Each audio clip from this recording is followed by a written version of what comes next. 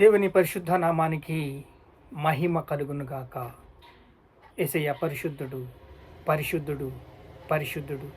మనల్ని కూడా పరిశుద్ధులుగా ఉండమన్నాడు. దానికి కావలసిన సామర్థ్యం ఇచ్చాడు, కృపనిచ్చాడు, దయనిచ్చాడు. కృప కలిగి జీవించాలని అందరూ అనుకుంటారు. ఆ కృపను దినదినము ఎలాగ మనము సంపాదించుకోవాలి?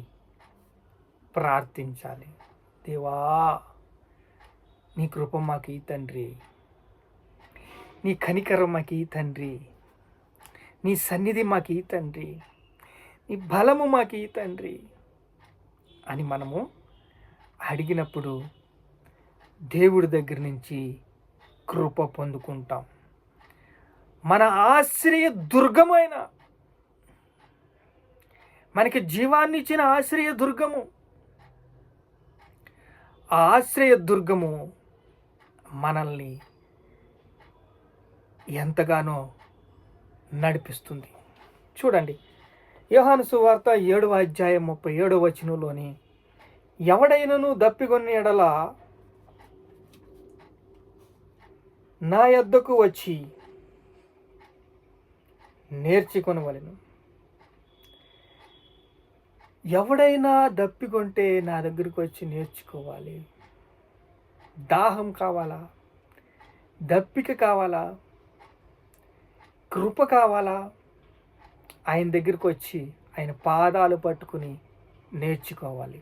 అపోస్తులు 12 మంది నేర్చుకున్నారు. పౌలు నేర్చుకున్నాడు. పౌలుకేమో భౌతికంగా దూరంగా ఉన్నాడు. అయితే అపోస్తులకి దగ్గరుండి ట్రైనింగ్ ఇచ్చి ట్రీట్మెంట్ ఇచ్చాడు. కోప్పడ్డాడు.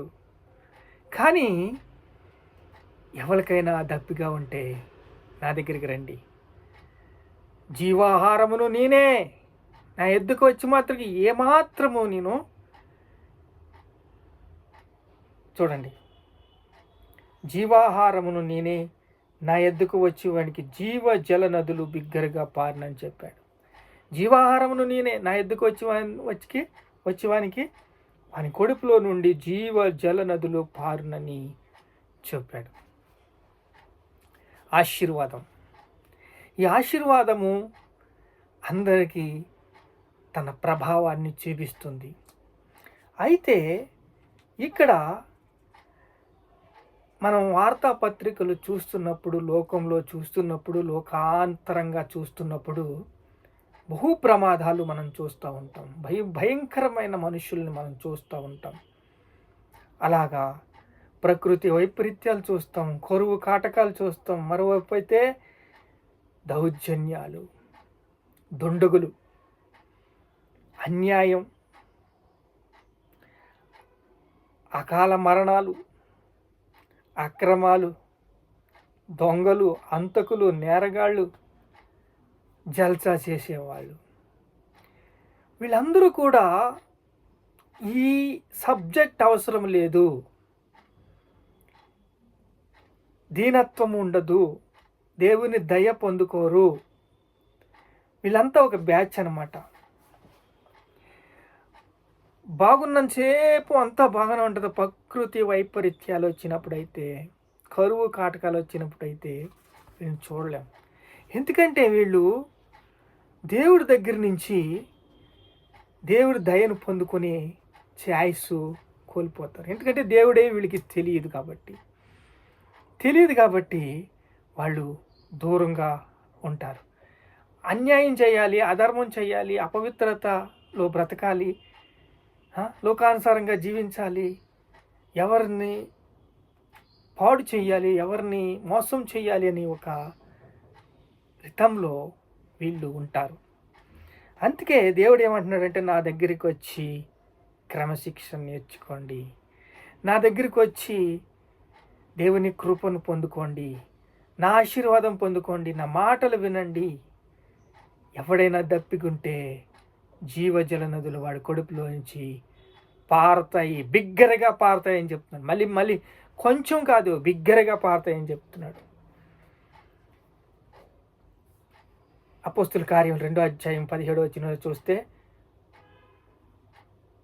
మనుషులందరి మీద నా ఆత్మను కుమ్మరిస్తాను. వాగ్దానం.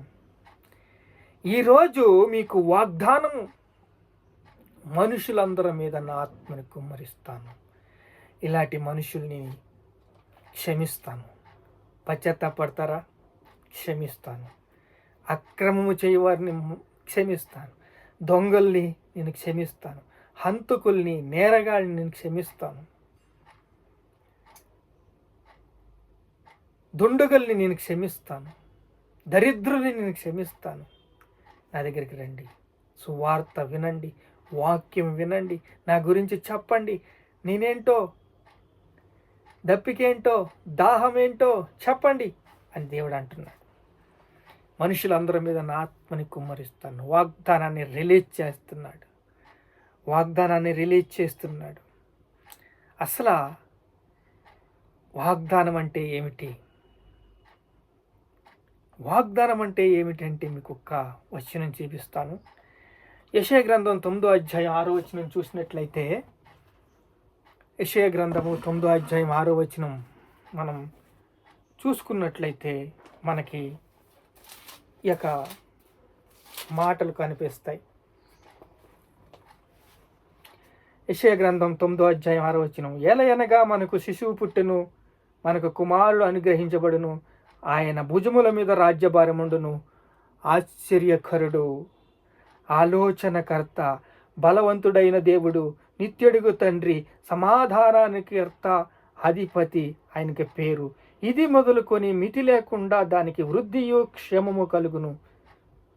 సర్వకాలము దావీదు సింహాసనం, రాజ్య సింహాసనము నియమించును. ఇది వాగ్దానం. సర్వకాలము దేవుని మాటలు దావీదు నుంచి యేసుక్రీస్తు వరకు, యేసుక్రీస్తు నుంచి పరిశుద్ధాత్మ నడిపింపు ద్వారా మనలందరినీ నడిపిస్తున్న అంత్యకాలంలో కూడా దేవుడు వాగ్దానాన్ని మర్చిపోలేదు. ఆయన కుమారుణ్ణి, రాజ్యభారము ఆయన కుమారుని మీద, రాజ్యము, శక్తియు, బలము, ఇప్పుడు రక్షణ క్రీస్తు ఆయను. వంతు వాగ్దానం మనకుంది. దుర్మార్గుల్ని క్షమిస్తాను, దుండగుల్ని క్షమిస్తాను, అపవిత్రుల్ని క్షమిస్తాను, అబద్ధికుల్ని క్షమిస్తాను, అంధకారంలో ఉన్న వారిని క్షమిస్తాను. పశ్చాత్తాపడండి. నా సువార్తను చెప్పండి. నా సువార్త విని వారు పశ్చాత్తాపడితే వారిని క్షమిస్తాను. మనుషులందరి మీద నా ఆత్మను కుమ్మరిస్తానని వాగ్దానం చేసిన దేవుడు నమ్మదగిన వాడు. ఆయన మనల్ని ప్రేమిస్తున్నాడు. ఆయన మనల్ని ప్రేమించి మనకి ప్రభావాన్ని చూపిస్తున్నాడు, ప్రకాశిస్తున్నాడు. ఆయన కీర్తనలో 20వ అధ్యాయం 1వ వచనం చూసినట్లయితే, ఆపత్కాలమందు యెహోవా నీకు ఉత్తరం ఇచ్చును. ఈ వాగ్దానమే. ఆపత్కాలంలో ఉన్నవా? భయాలు, ప్రమాదాలు నీకున్నాయా? ఆపత్కాలం, ఇంకా సడన్గా ఇంకొక నిమిషంలో నీకు సహాయం కావాలా? ఆపత్కాలమందు యెహోవా నీకు ఉత్తరమిచ్చును. యాకోబు దేవుని నామాన్ని నిన్ను ఉద్ధరించును. పరిశుద్ధ స్థలములోండి ఆయన నీకు సహాయము చెయ్యును. పరిశుద్ధ స్థలములోంచి నీకు సహాయం అందుతుంది. ఆపత్కాలమందు నీకు ఆయన ఉత్తరం ఇస్తాడు. ఆయన నిన్ను ప్రేమిస్తున్నాడు. నిన్ను ప్రేమించి నీకు వాగ్దానాన్ని సహాయం చేస్తున్నాడు. నువ్వు ఏ స్థితిలో అయినా ఉండు. దేవుడు మాట విన్నావా? దేవుడు స్వరం విన్నావా? దేవుడు వాక్యం విన్నావా? దేవుడి కరపత్రం విన్నావా? దేవుడు మాట విన్నావా? వాగ్దానమా? పశ్చాత్తాపడ్డావా? నీకు ఈరోజు విడుదల. ఎలాంటి బంధకాలు నీకు ఉండవు. కట్లు తెగిపోతాయి, బంధకాలు తెగిపోతాయి. ఎందుకంటే ఈ వాక్యంలో ఉన్న ఒక విడుదల, ప్రభావం, దేవుని శక్తి, దేవుని కృప, దేవుని దయ, దేవుని కనికరము దీంట్లో పశ్చాత్తాపంలో ఉన్నాయి.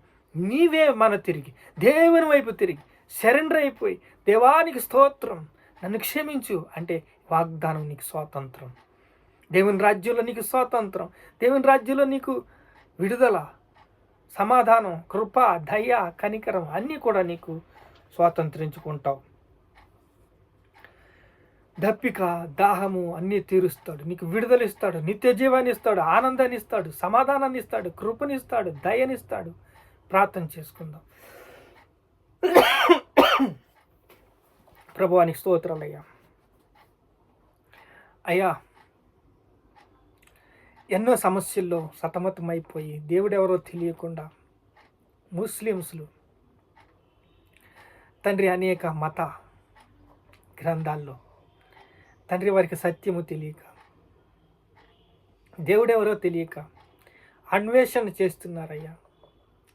ప్రమాదాలు పొంచి ఉన్నప్పుడు అయ్యా, వారికి సువార్త తెలియనప్పుడు, దేవుడు తెలియనప్పుడు తండ్రి నీ సువార్త వాక్యము వారికి చేరినప్పుడు, పశ్చాత్తాపడ్డప్పుడు నువ్వు విడుదలిస్తావని తండ్రి, దప్పిక ఉంటే, దాహం ఉంటే ఆ దప్పికను, దాహాన్ని నీ కుమారునిగా చేర్చుకుంటావని, దేవుని కుమారుడిగా నువ్వు ముద్ర వేస్తావని, పశ్చాత్తాపడినప్పుడే విడుదలిస్తావని తండ్రి నీ వాక్యం సెలవిస్తుంది. తండ్రి నీ వాక్యానుసారంగా ఇది నిజము నడుస్తుంది. నీతి న్యాయములు నీ సింహాసనము తండ్రి, నీ భుజముల మీద రాజ్యభారం ఉంది తండ్రి. రాజ్యము, శక్తియు, బలము, ఇప్పుడు రక్షణ క్రీస్తు అయింది తండ్రి. నీకే సమస్త మహిమ, ఘనత, ప్రభావాలు యేసుక్రీస్తు నామములో చెల్లిస్తున్నాం తండ్రి.